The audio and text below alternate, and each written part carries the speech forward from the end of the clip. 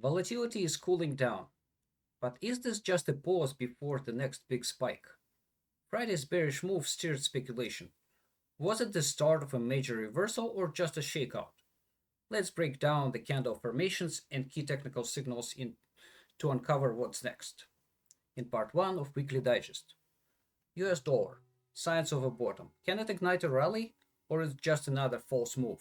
The monthly frame holds the answer. Bonds and yields. TLT made a critical technical mistake. Is recovery even possible, or is the bearish case set in stone? Yields gaining momentum. The 2-year weekly closure is sending a strong message. Commodities section. Oil, completing a bearish flag. Could this lead to an accelerated sell-off? Natural gas, a surprising bullish weekly closure despite early weakness. Did natural gas just signal the start of a reversal? Special features of today. Technology sector, XLK, leading the reversal or lagging behind. Monday's closure could define the next big move. JP Morgan, which historical trend is about to repeat? The answer may surprise you. Let's begin with volatility. This is the Friday's closure on the daily frame. Everything looks bearish. And a big confirmation of a tower top here on the index, and the same on the futures, breaking below support levels. It looks like Monday or maybe even the beginning of next week is gonna be bullish. But if we look at the bigger frames, for example the weekly closure, there are some concerns here. So first of all, the candles are not super bearish at this moment, which I would expect for a much serious reversal. So far, they're hanging about multiple support lines, and the most important is the 200-day weeks moving average, which is the red line, and the trends are bullish at the moment. So we need to see a very strong confirmation in order to consider this trend, especially after 4 weeks of higher than usual volatility. And it's even more interesting if we look at the even bigger frame, for example 10-day frame, which also closed yesterday. What we are seeing here is the 10-day frame is technically bullish from candle perspective, and especially the futures one. This is a big bullish candle, and it's a strong move above two very big resistance line, now support. This is 100 and 200 periods moving averages. What does it mean? I think that from the perspective of candles, it means that while we can expect a decline in volatility or cooling off in the next couple of days, maybe even the next week, so then these big 10-day odds is going to kick in sometime next week, or by the end of next week, or the week after. So the chances for an increased volatility down the road is quite high. And if we look at the monthly closure, the perspective of monthly closure, even though it's still a bit early to discuss it, because we still have 2 weeks until we can see this candle completed, so far they are tracking bullish. And I would like to emphasize here that we have an 8x20 EMA bullish crosses here on the monthly frame, which are fairly rare, and they usually lead to multiple months of heightened volatility. Well, that's the perspective, something to keep in mind. Although if we again look at the daily, everything looks very nice and bearish. Well, now let's move on to our next chapter. This is dollar index. What I've been talking about for a couple of days already, that dollar is potentially forming a bottom here. Very strong technical indicators saying that we are very close to forming a bottom. Whether it's going to be another lower low, but not significant, and then we have a strong rally, or there is a possibility that we have an immediate move upward. And this would be the key for our answer. This is the 3-day frame which closed on Thursday with a very clean and strong ladder bottom. I circled the 3-candle formation ladder bottom. So if the current candle, which is closing on Tuesday, if it forms a bullish engulfing of some sort or another green candle, especially if it climbs above 1 or 2 resistance levels, it would be a big and strong reversal. And right now, it's interesting that the monthly frame is at stake. If the monthly dollar price closes below 105.42, it would mean a big tower top and potential bearish reversal. However, let's see. A closure above this line would mean a bullish continuation, especially if we consider these 3 white soldiers. That's the perspective for dollar, and the next couple of days will be critically important, particularly Tuesday, because it will form the 3-day candle. Now let's move on to the next chapter, is about treasuries, and we'll start with the 10-year yield. What we are seeing here is fairly bullish closure of the week, and no surprises here. We've been talking about it for a couple of days, especially after this Tuesday big candle, big bullish engulfing. Now we have a consolidation for 3 days with a bullish intent. And the weekly the 2-day closure was also bullish. We have a bullish engulfing and a posing doji.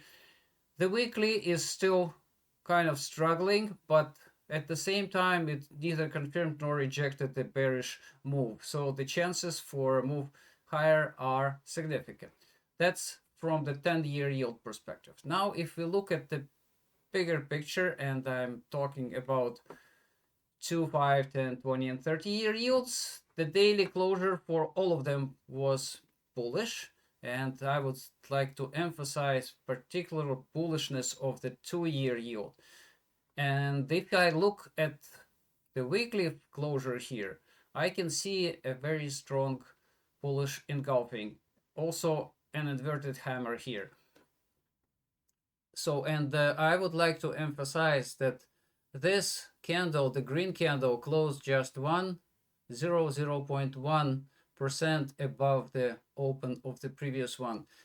Nevertheless, it's a very strong message and bullish engulfing on the weekly frame.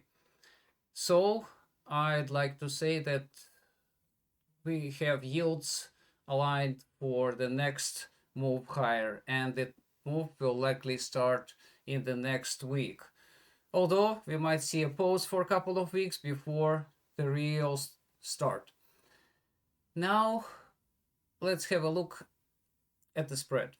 So the interesting thing, there are quite a few contradicting signals here. So first of all, last week we had a very strong bullish move.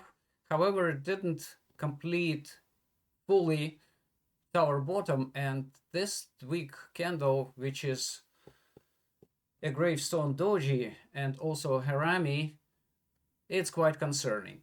So it could be a reversal and we might see a move downward. Even though we have this bullish cross here, 50 over 200 days moving averages, well, these are two contradicting signals, and we need to see what is happening, how this candle will be handled next week. And again, there is a concern here too. If we look at from the Elliott wave perspective, we are seeing an impulse down here. And if this, I'm talking about this particular one, so this is an impulse down, and if this wave kind of accelerates down and forms another impulse also, we might see a big trouble ahead. Crossing the zero line and moving towards this 0.114% line, which I discussed earlier as a very critical one. Now let's have a look at possible chart for Elliott wave. For this is for 20-year yield.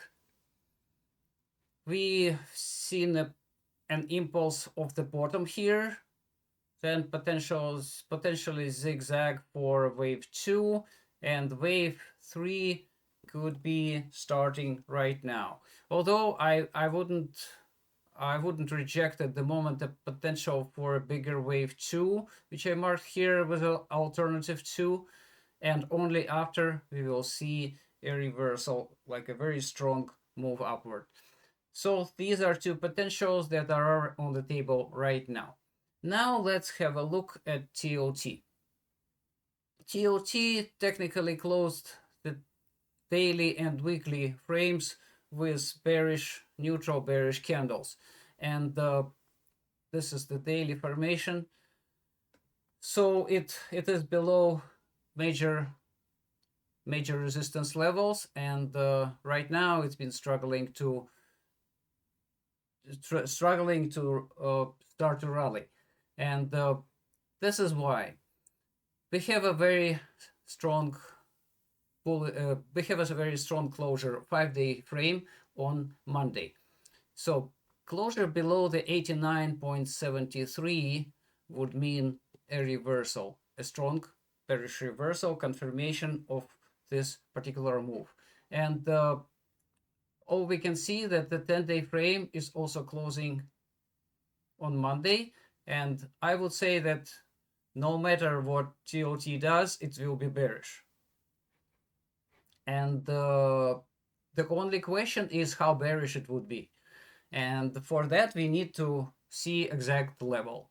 If it closes lower than this level, I would say it will gain more bearish odds, and particularly if it closes below about 88.5, this would be a very strong bearish closure. Well, that's the TLT candle perspective, and from TLT Elliott wave perspective, we already discussed it earlier this week in our videos on, and also on the daily market waves. The TLT from Elliott wave perspective made a very grave mistake. It made this overlap, which canceled technically the perspectives of impulsive development upward, and now we are looking for multiple potential waves down. Either it could be a purple one, an ABC of a bigger flat, or it could even develop a higher high, like alternative A, or it would resolve as a strong impulse downward. So all of these are bearish, and my expectation, very strong expectation, that TLT will be moving below 84, 85 at some point, whether sooner or later. Which path will it take? This is the biggest question right now, but it is expected to move lower.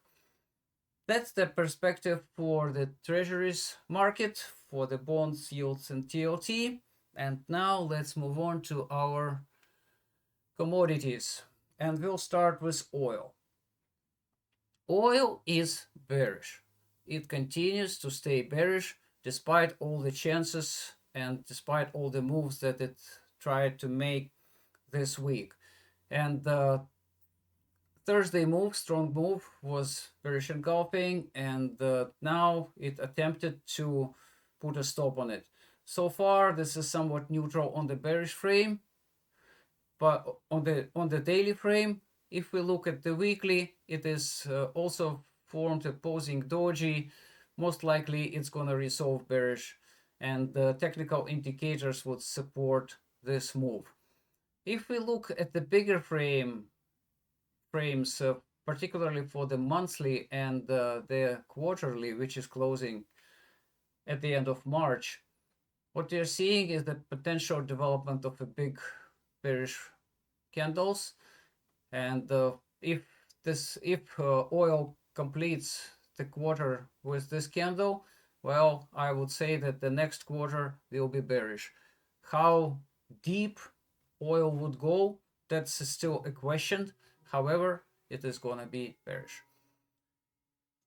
Now let's have a look at the Elliott waves. This is the chart that you've been tracking since December. And oil beautifully rallied to our target and now is falling. I think that this is wave 3 of some degree, and so far we don't have any reasons to change this perspective. And at the shorter frame, this is what it looks like. Oil is likely developing a bearish flag, or it's already completed, because this wave is no way can be an impulse. So now most likely it's gonna be declining next week and maybe for a couple of weeks. The target for the flag, again, the approximate one, about 62.5, and we've been tracking this since February 24 when oil was 71. So that's the perspective for oil for WTI. And for those who are tracking Brent, this is the last chart that we discussed with our subscribers. So far, Brent is falling, and I'd like to emphasize that this candle formation is fairly strong, and this is 10-day frames, 10-day candles. So this is the chart that we discussed way back in May 2024. So far, it is the same. We're just adding more components to it once we get more data along the road. Now, that's all about oil. Let's move on to another energy, gas, natural gas. What we are seeing here is that the impulse, potential impulse that natural gas formed off the bottom, and this was potential wave 2. So it didn't cross the line, didn't make a new lower low. However, it's still very vulnerable here. If we see a very strong move higher, this could be an impulse for wave 3, and obviously we would be looking for something like this. This would be wave 1, 2, 3, 4, and 5 going higher. However, this is risky at this moment because it's still very close to the point of invalidation. A move below this green line, which is low 3.955, would be invalidating this setup. And speaking from the candle perspective, it looks like natural gas is trying to bottom here on the daily frame and the 2-day frame. And if we look at the weekly frame, we are seeing that this candle is not entirely bearish. It's an incomplete dark cloud cover, which closed above the midpoint of the candle, and also is sitting right on the 200 weeks moving average, getting strong support here. So the chances for resolving this upward are fairly high, even though we might see a few weeks of consolidation before moving higher. And we discussed this particular setup and also the bigger frame and a bigger perspective with our subscribers in our weekly report, which we posted yesterday. It is highly recommended because natural gas made a very strong moves on Friday and last week, which would define its long-term perspective. Now let's talk about special features of today. First, I'd like to discuss the technology sector. this is something that I'm viewing very closely, and that's an interesting position right now. So the technology sector, if we look at the daily closure, technically it is bullish. However, for a big reversal, I would expect something stronger, because this candle right now, it is sitting right on the 8 days moving average and just barely above. Maybe for the technology sector, compared to the others, it should be a much stronger move. And if we look at the bigger frames, for example, the weekly is far from being strong bullish, I would say. This candle, it is most likely a reversal one. However, I'm not sure whether it's gonna be a very strong one. And from the perspective of even a bigger candle, let's 10-day candle, I would say that this is not bullish so far. And this 10-day candle is closing on Monday. What it needs to be in order to close as a bullish candle needs a very strong rally on Monday. I would like to emphasize just 1 day left, and just a very ballpark estimate somewhere here. So the technology sector needs to rally about 7.5% in order to transform this bearish so far candle into a bullish one. 7.5% for technology sector on Monday. Just keep this in mind. That's the perspective for the technology, and I'd like to have a look at different data points. So this is the chart that we proposed about a week ago, and so far it's been tracking nicely. I think that wave 4 of wave 3 is now complete, and wave 4 of another move of a bigger wave 3 is forming right now. Why I'm saying so? Because this particular wave of the bottom has been corrective, and right now I would be looking for a potential flag here, bearish flag, before the technology moves down.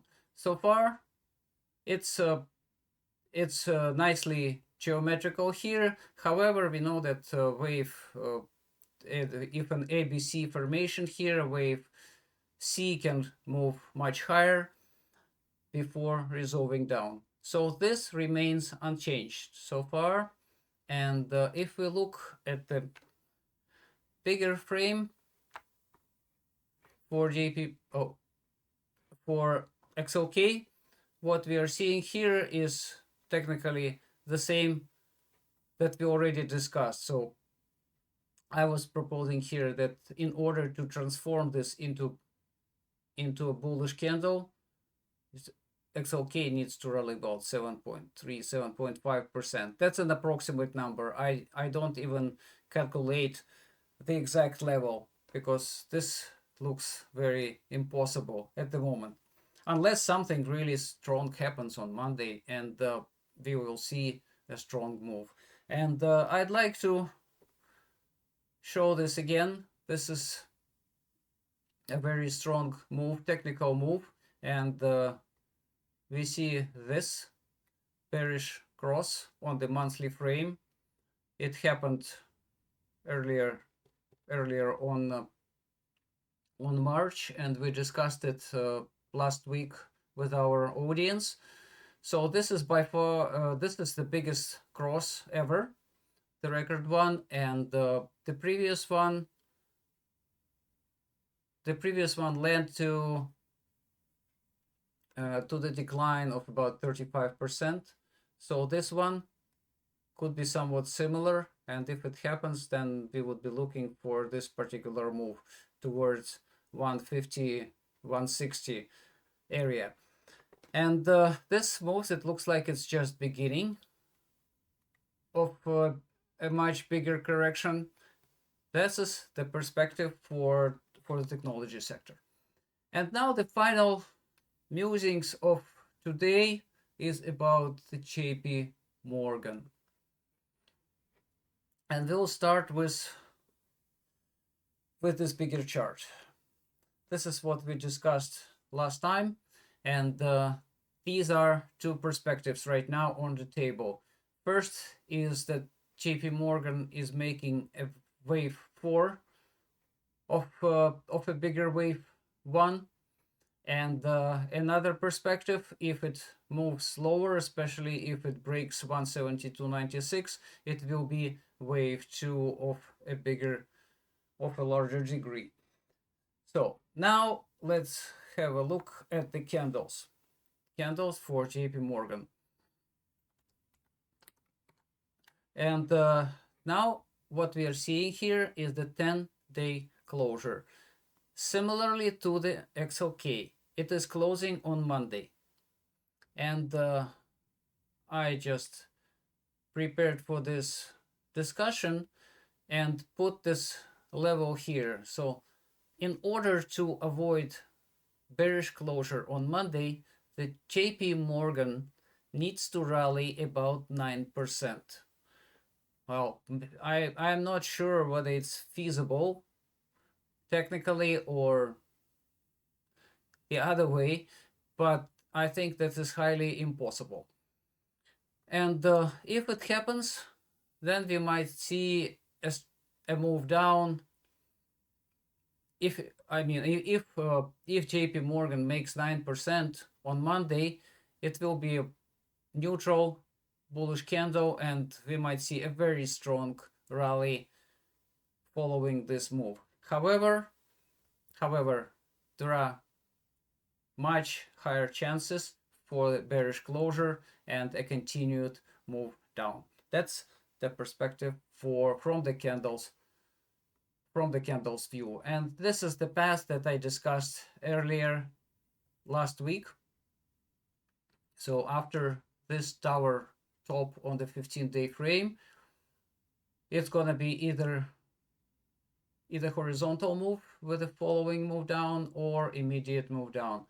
That's something that we are still not sure about. And from the technical perspective, this is the MACD cross, bearish MACD cross that just happened. And well, technically it will happen on Monday unless there is a very strong rally, because the 10-day frame is closing on Monday.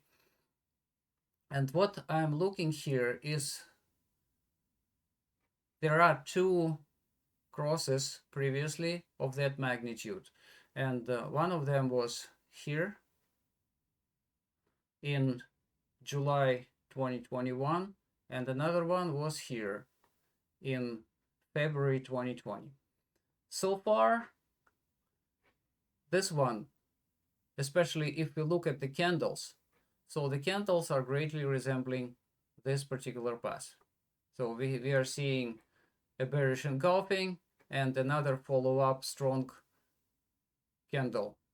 So this is the chance that this cross becomes the one or similar one that JP Morgan formed in 2020, in February 2020. That's the perspective. And if it happens, I'd like to say that the previous cross led to the decline of approximately 42%, and the one in 2020, in the year 2020, led to the decline of about 45%. So both were similar. The only difference how they were executed. So in 2020, we had a very strong move down, immediate move down, couple of months, everything was done. And in year 2022, it was a big and painful decline over almost a year. Again, the result was practically the same. And if we look now for 45% decline, it would be somewhere here 160 and 100. So these two we estimated using different techniques. So that's the perspective for the JP Morgan. The question is, are we at the start of a major market shift, or is this just a temporary cool down that the market produced on Friday? Drop your thoughts in the comments. And don't miss part 2. In part 2, we are going to discuss major US indices, and also we will be talking about gold and silver, as well as the S&P 500 sectors and a few major stocks. So don't miss part 2. And if you found this analysis valuable, hit like, subscribe, and don't forget to turn on notifications to stay ahead of the market. And as always, happy trading.